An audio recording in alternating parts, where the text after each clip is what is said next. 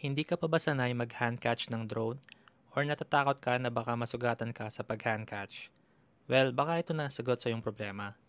Gumamit ka nitong foldable drone landing pad from Starter C. Inside the box is 4 plastic ground nails, carrying case, and yung mismong landing pad. 55 by 55 cm nga pala itong binili ko. 548 grams naman ang weight. Meron din ibang sizes like 50 by 50 and 65 by 65 cm. Gawa ito from high-density PU leather, kaya waterproof and stain-proof na din at madaling linisin. Double-sided color na din, dark gray and bright orange color.